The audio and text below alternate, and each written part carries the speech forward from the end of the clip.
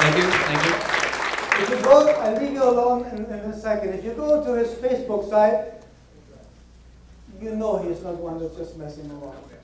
He's a real deal. He's going to tell you who he is and what he does and why he does what he's doing. And we're going to help all of you, female, males, teenagers, to be able to detect danger and to be prepared to be able to help yourself. Thank you, Dr. C.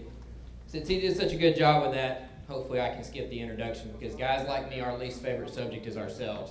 We don't like to talk about our background. We don't like to talk about our resume unless we have to. And that usually involves sitting in a room with a couple other like-minded individuals where I'm trying to get a job. And that job would be going overseas or going south of the border, doing some level of executive protection or guarding something that somebody else is trying to destroy. And that has led me to coin a phrase, 11 simple words that I want all of you to try to wrap your head around. Those words are: violence is the final solution to all otherwise unsolvable personnel problems. I have gotten a visceral reaction to that statement many, many times, mostly from my law enforcement friends. And they're like, "What are you talking about, Will? You're kind of crazy. You're talking about violence is the final solution to all otherwise unsolvable personnel problems." And I said, "Well, break it down." I said, "Kevin, you're a deputy sheriff, and if you pull over this gentleman right here, and he doesn't comply with your every request, what's your solution to that problem that you're having with that person?" "Well, I become verbally authoritative." "And what if that doesn't work?" "Well, then you become physical, right? You tase him, you shoot him, you threaten him with a baton. So your final solution to that unsolvable personnel problem is..." Folks, no matter how nice you are, how tough you are, you have got to wrap your head around that fact, that violence is the final solution to all otherwise unsolvable personnel problems. What's a personnel problem? Personnel problem is me and this guy in the parking lot don't get along, mainly because he wants my wallet and I want my wallet. Situation's going to do one of two things. It's going to escalate or it's going to de-escalate. Those are big words that we use in the industry, and so do cops. De-escalate means, look, dude, you don't want to do this. This is not going to end well for either one of us, and I want you to go away. And he goes, "Oh, my bad, I'm going to go away." Textbook de-escalation. Does it usually go that way? I got two words. Show of hands if you know anything about these two words. Lee Rigby. Oh. The late Lee Rigby was killed Wednesday in England. Woolwich, England. Mr. Rigby was a shining example of physical fitness, tactical awareness. He was a soldier in the British Army. He's walking down a city street. From my understanding, I've been to England, most of you probably have too, it's just like right here, out in the parking lot, walking down a city street. He was hit by two gentlemen who were driving a car. Only one of them was driving the car, I hope. They disabled him by hitting him with a car. He was targeted. They got out of the car and they proceeded to murder him in the most grotesque of manners. Now, the United States population seems to be horrified at the method with which Mr. Rigby was killed. He was hacked to death with a meat cleaver. He was eviscerated with a butcher knife. I've been there and seen that. I worked a lot south of the border. I've been there when the bodies were still burning, when they've been hung up on light posts. They like to chop people up down there. Those are some of the people that I had to square off with on a regular basis. That was my job. And that's what happened to Mr. Rigby. And I hate that that happened to him. If I could do anything to change that, if I had been standing next to him, it wouldn't have happened. But it brought that attention to the American population. They, whoever you want to designate they are bringing the fight to us. There is no difference between the people that did that to Mr. Rigby and the same people are here in this country. They have the same political theology, the same religious theology, and the same set of morals or lack thereof. Mr. Rigby should have seen that coming. That may sound harsh, but in my line of work, which I want all of you to be just as good at what I do as I am, and I mean that. I have no desire to lord over you, to say I'm better than you at this, I'm faster, better shooter. There's people in here that I could probably teach in one day to be more accurate than me with a pistol. works. I've had women show up that could outshoot me standing still. Now, when bullets are flying and things are exploding and things are on fire, probably not, but that's a different situation. Back to Mr. Rigby and how it applies to you. If you're walking down the street like Mr. Rigby was, and you're paying attention, you should see the two guys in the car coming at you. You should not put yourself in a position to be hit by a car. Let me segue off here. Panama City Beach police officer friend of mine, we were having a conversation one night at a garage get-together with a bunch of other like-minded guys. One guy was complaining that he had been hit while he was traveling through a green light at an intersection. And he was professing his dislike for the person that had hit him and how stupid they were. My police officer buddy said, well, it was your fault. I said, no, it wasn't. The other guy got the ticket. And I looked at my buddy and I said, started nodding my head. I said, it was your fault. You should have seen the car running the red light. Panama City Beach Police Department has a policy stating it is your fault if you get in a car wreck. Even though the other person might be cited, you should have seen it. Very few car accidents could you not get out of if you were paying attention. That's why nationally they're trying to pass a law about texting. Law already exists. It's called distracted driving. Are you living a distracted life? Are you walking around doing this? Oh, man. Yeah, that's how that starts. Well, the next problem is you're walking along doing this. Next thing you know, you got a knife in your back. You're missing a purse, you're missing a wallet, you're missing a child. You're certainly missing your health or your life. I get excited about teaching people self-defense, tactical awareness, how to protect themselves.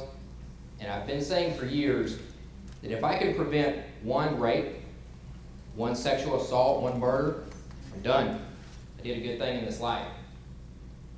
I sleep well at night. I have no PTSD. Maybe I'm that 1% that Lieutenant Colonel Dave Grossman talks about. Recommended reading, other than Dr. Coldwell's books, On Killing and On Combat. He helped me figure out who I was, like Dr. Coldwell helps people figure out who they are. I have not been as excited as I am now about the possibility of what Dr. Coldwell and I are going to attempt to put together. He and I, we didn't exactly grow up together, but we seem to be extremely like-minded. And his desire is matched by mine to offer all of you in his group, and we use some different terminology. There's members, there's group, there's clients. In my line of work, you're clients. Okay? Take no offense to that, because I take bullets for my clients if I have to. We feel that strongly about protecting you and giving you the opportunity to learn and take care of yourself. I pitched something to Dr. Coldwell. I said, be your own bodyguard. How does that sound? And let me take the opportunity to use all of you as a test group, okay, if you don't mind. Concept, be your own bodyguard. From somebody that has worked as a professional bodyguard in a high-threat environment where people are trying to kill my client daily, kidnap their kids, that kind of thing. I want to teach you how to be a bodyguard. I'm plagiarizing this. One of my instructors was a former SEAL Team 4 guy, and he taught me that the best way to secure a celebrity client, your Nicki Minaj, Britney Spears, Brad Pitt type people, is to teach them how to be a bodyguard. Because once they accept the responsibility of being a bodyguard for someone else, they accept the responsibility of being a bodyguard for yourself. Because if I'm going to protect Dr. C tonight at dinner, I have to see and hear and know everything that's going on around me, so nothing happens to me. Because if something happens to me, I can't protect him. How will this apply to any of you? Who's got a child? Pick on you, you're in front. Okay. How old's your child? 3 kids, 10, 18, and 19. If you take your 3 kids from one side of town to the other, you drive through the worst part of town to get there. You gotta go to a birthday party.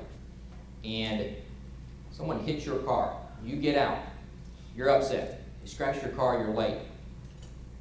The bad guys get you. Who's taking care of your kids? So, sure, you're protecting your kids. You'd kill anybody who tried to hurt your kids. But what if I just took you out? I take your kids and I sell them off into human trafficking. I got your car too. First thing you've got to be responsible for is you.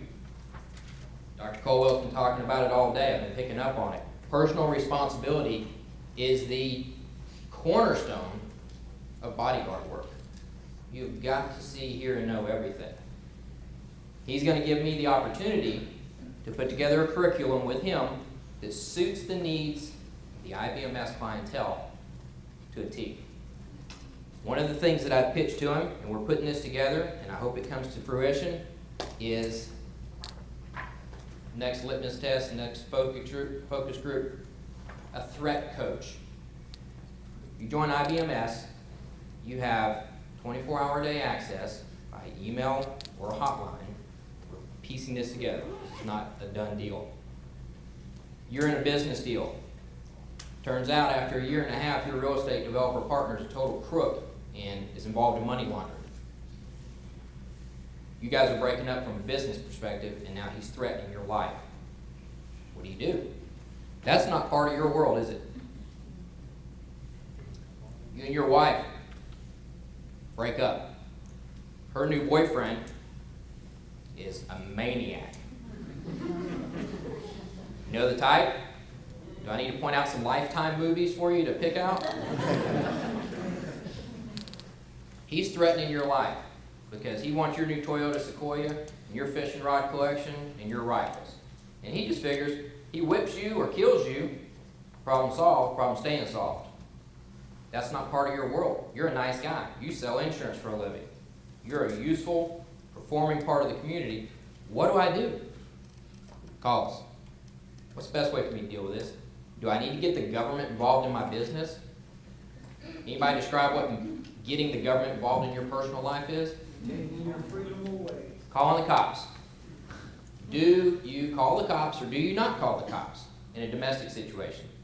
Because as soon as you involve the government, child services, your life's not yours anymore. Now, do I advocate calling the cops at certain times? Absolutely, but there is a time and a place to do that. It's typically for a documentation standpoint.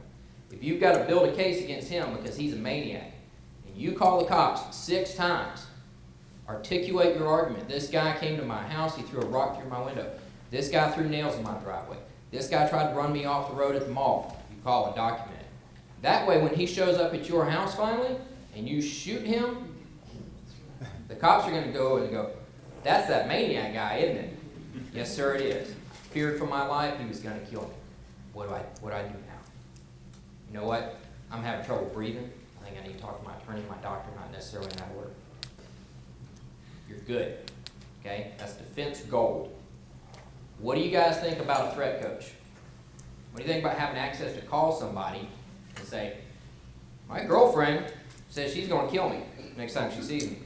And I feel like a sissy calling the cops and saying my girlfriend's going to kill me.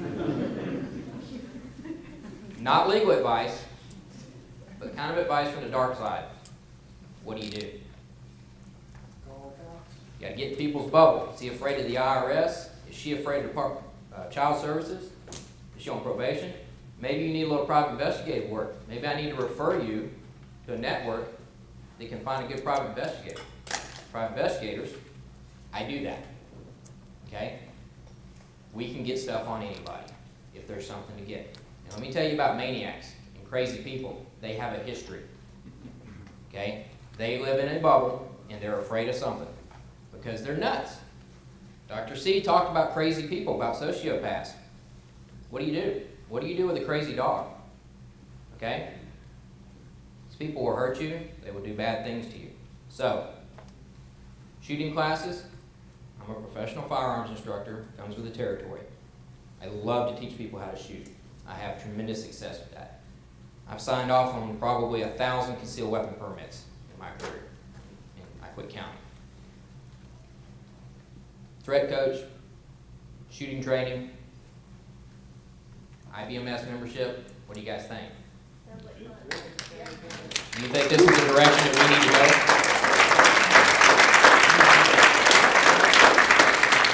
One thing, in case you're going, well, this Dr. C's been talking apples all morning, and then this Will Pelton guy gets up here and he's talking oranges. Well, these guys are both fruits, so that makes sense.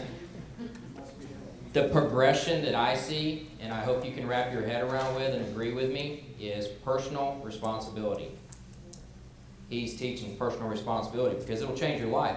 Once you realize that someone else is not responsible for your happiness, then you realize that someone else is not responsible for your safety. They go hand in hand. When I walk through the metaphorical valley of the shadow of death, which is typically the projects or something like that, okay, I am not being pretentious. I fear no evil because I am the most dangerous person there. My former significant other would see me on a GPS-enabled thing we have on our phone so she could see my location, and she saw I was working in a particularly methamphetamine, redneck-infested part of northwest Florida. And she said something to me about just after sunrise one morning. I was on the phone, and she said, "You need to be careful down there." And without hesitation and without being presumptuous, I said, "Honey, I am the most dangerous person anywhere around me." Am I saying that to brag? Sounds like it. Where I'm going with that is I want you to feel the same way about yourself. It's like he wants you to feel good about being the master of your own happiness. I want you to walk around and go, "That's right, I am not a victim. You want to fight me? Do you? Do you?" Everybody in here is bigger than me. Figured that out. One of the most effective things I teach in class is, can I borrow your finger, just figuratively? Hold your finger up. You know what you need to actuate the firearm on my hip? Right? You need that finger, right? To make this work, you need this finger, correct? How much different? Would you step up, please? Come this direction. Hold your finger up to the crowd. It's gonna hurt. How much difference is there between our fingers? I have what? I have little girl hands? She has thinner fingers. She got prettier fingers. She does have prettier fingers, thank you. The point is, I'm 5'6", 145 pounds, and every woman in here is within a few inches and a few pounds of me, aren't you? Yes. I can have you shoot just as good as I can. I can have you work a knife just as good as I can. Where all of it has to be driven from, thank you, is right here. It's right here. And what has to happen up here first, when this guy threatens you, when this girl threatens you, is we'll get into that in a class. Violence is the final solution to all otherwise unsolvable personnel problems, isn't it? Because it's a situation got to escalate or de-escalate. You have two choices. It's going to go good or it's going to go bad. Okay? And rest assured that the people that wish to do you harm have been planning this ahead of time, typically. Sometimes it's random, but even when it's random, bad people consistently do bad things. It's not their first rodeo. Okay? The guy that's going to rob you today, what do you think he did yesterday? Was he selling insurance at your office with you? And tomorrow he's trying to sell you crack, and then you say, "I don't buy crack." He says, "Well, I'm taking your wallet then." Now, bad people are consistently bad. So, Dr. C, I'm sure I'm over time. Thank you so much.